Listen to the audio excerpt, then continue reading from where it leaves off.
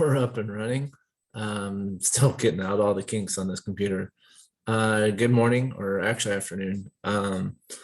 These are going to be a series of survival related issue videos. And I don't have all the components on hand, but I want you to start thinking like a survivalist, because times are coming very fast where the top water may not be running.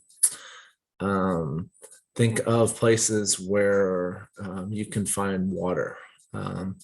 If you don't live in a city, it'll be a lot easier because your house probably has a well, and it's trying to tap into that well in order to pull water from the ground. May be your problem.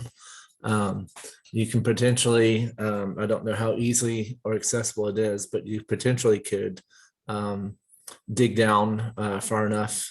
However, I think it's like 30 feet now. We've used a lot of water, but our water table is pretty high up because Florida is pretty much sitting on top of the main aquifer. Other places that you can get water, I would look around and figure out what are places closest to you. I know for a fact that I have 2 holding ponds that look pretty scummy, but if it came down to it, I know well, I'll teach you some ways today of how to deal with that scummy water and trying to make it drinkable. I also know that 2 miles that way, there is a fairly significant size lake that I could get water. And what I would do is maybe even have multiple containers, maybe have a contaminated water container, because if you contaminate the water, you're kind of SOL. To be completely truthful about this, you're going to have to live a different way now. If more than likely, when you lose water, you're going to lose everything. And God has warned me many times. Over the last 2 weeks, I've had 7 or 8 warnings that a wave was coming.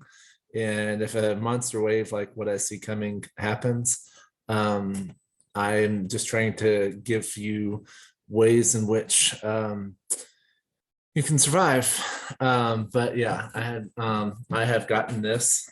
This is a water container that I have secured from a old school site that was trying to get rid of them. I have 2 of them.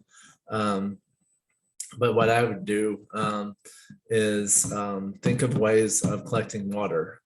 This is one of them. Think of ways of catching water.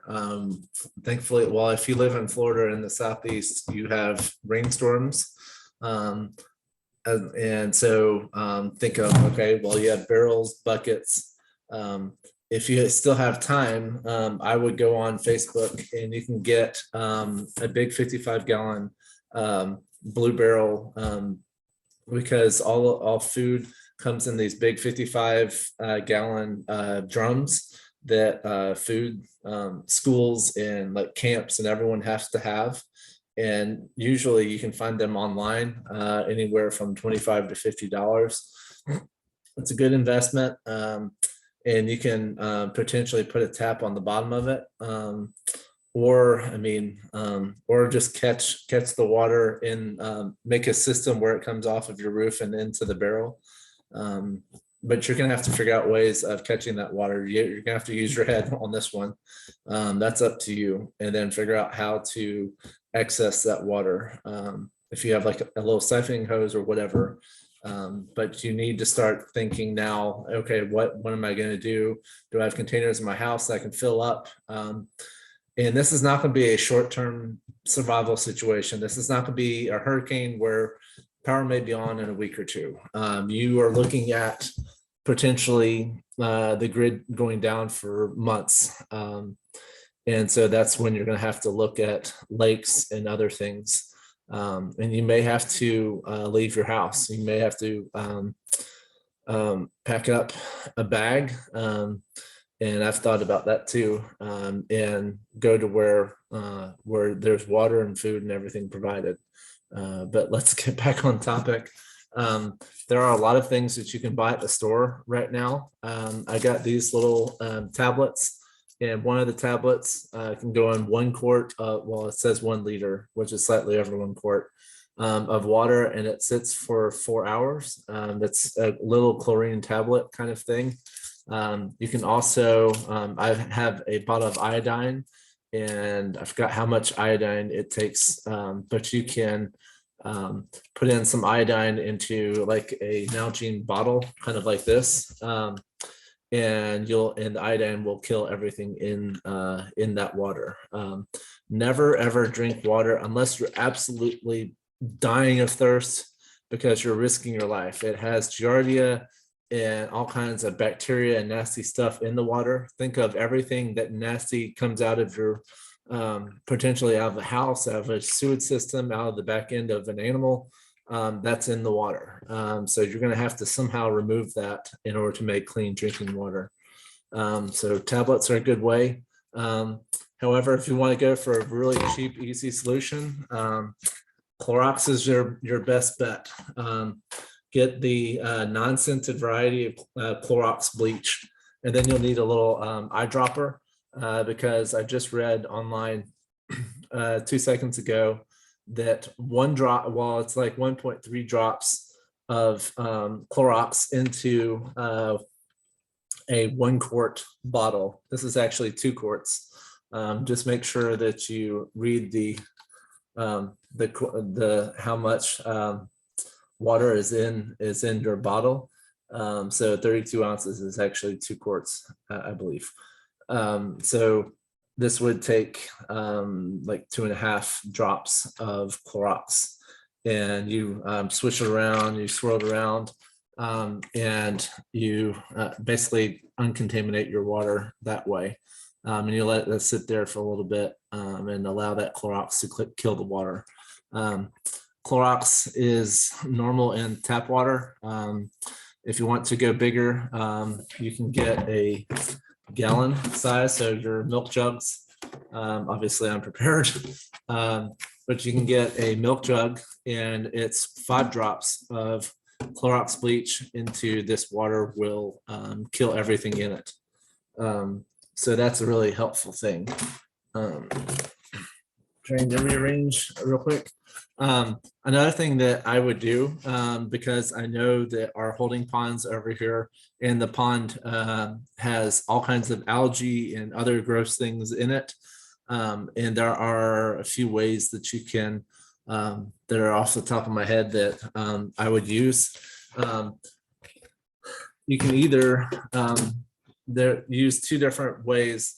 The garden pot actually works good, and I didn't realize this until I was picking this up, but it has holes already in the bottom.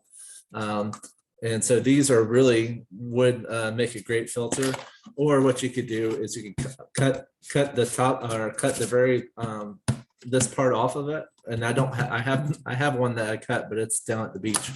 And then what I would do is I would put a cloth, or if you wanted, you could have the cap on it, and you could put nail holes in it, and it would leak out the bottom, and it would basically and run out the bottom.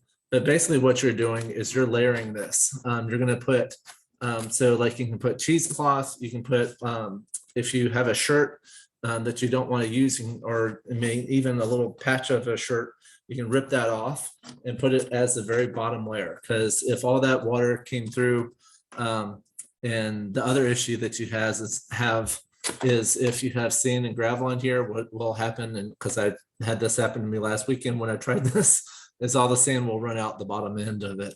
But what you need to do in order to get all that nastiness out of the water is you're going to have to layer it. You're going to have like gravel, sand, grass, and you can do multiple layers. I mean, if you have a big container like this, you can do sand, gravel, grass, sand, gravel, grass. And basically what you're going to do is you're going to maybe have another container, or you can do this number where you scoop the water, and you have a container underneath it, and you're catching that water, and you're allowing it to go through, and it'll take a little while for it to drain out. I mean, you're talking about maybe a half an hour or more Hopefully this is not affecting. Sorry, I have a security system going on at the same time.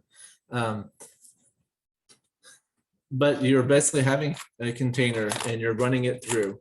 And the more times that you run it through the system, the clearer your water is going to be.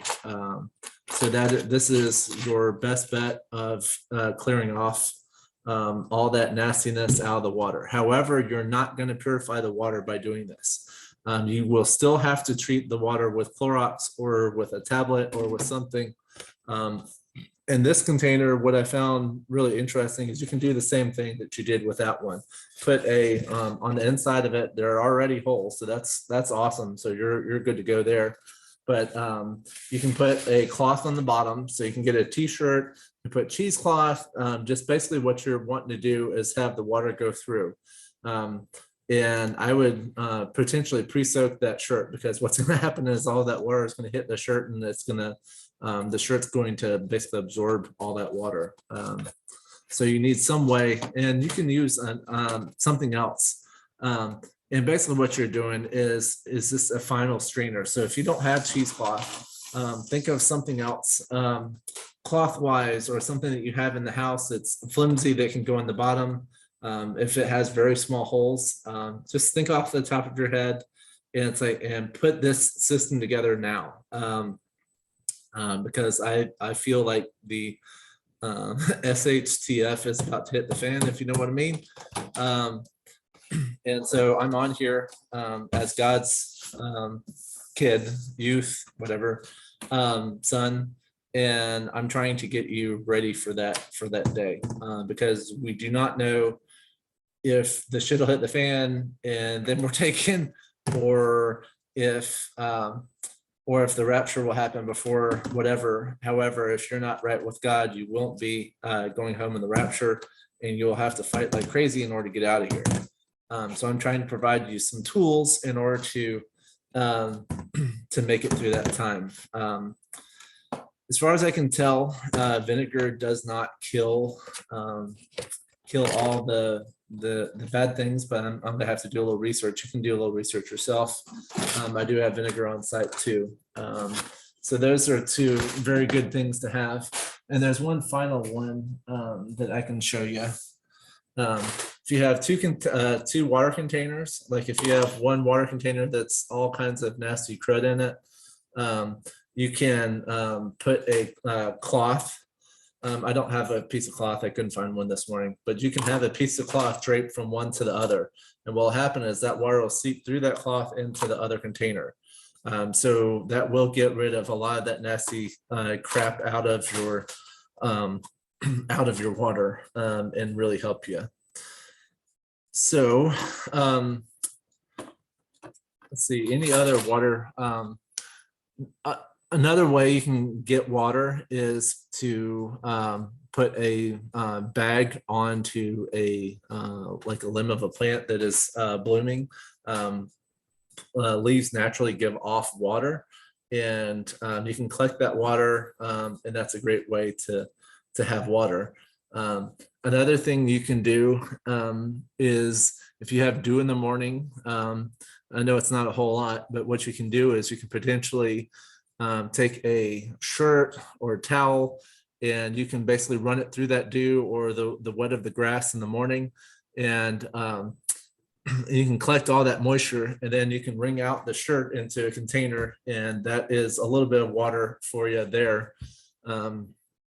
You can also, you're gonna have to let this one up, but it's called a solar still, and basically it's a big pit in the ground, and then you have a container that is in the middle of that ground piece, and then you're gonna have to have like a piece of plastic or whatever draping across the bottom, but it's held on the outside, and that will it's called a solar still, but I would look it up. But that is another way of collecting water. I've heard some myths that potentially if you put a bottle, like a plastic bottle or an Algene or a clear plastic bottle in the sun with nasty water, or not nasty water, but like unpurified water, that you can get pure water by allowing the sun to bake out the nastiness. It may work, especially if it's multiple days. The UV light of sun can definitely bake things inside, especially if it gets hot enough. So that may be a way. If you can create a fire, that would be another means to purify your water, but you'll have to have some kind of pot or way of boiling that water. You're gonna have to bring it to rolling boil for about 5 minutes and allow it to, and then you can drink it. I would recommend cooling it before you drink it, but you're gonna have to allow it to cool. Other things, you're gonna just have to get creative. Those are quite a few different ways that I've shown you this morning. There are vines and things out there that have water in them, and you can chop off the vine and suck the water out. I've seen that on, if you look up a show called Survivor Man, he goes to all kinds of places and shows you some cool tricks. So if you still have access to a video service, he's a great one. And then there was like dual survival, and so they showed you some cool things. And there's like Bear Grylls is another. However, they make it look easy. Just know that that they have a casting crew usually with them. However, Survivor Man, he has his own cameras and doing his own stuff, so he's off on his own doing all this stuff, and he really is living. But there was a they busted Bear Grylls about this, so he had people helping him, and it made it look very easy to survive. And surviving is not easy. However, as a Christian, you don't have an alternative, because if you try to rely on city or whatever when the stuff is hitting the fan, people are going to be completely freaked out. And I'm just trying to give you tools to help that situation. Just prepare now. These are a few ideas and suggestions.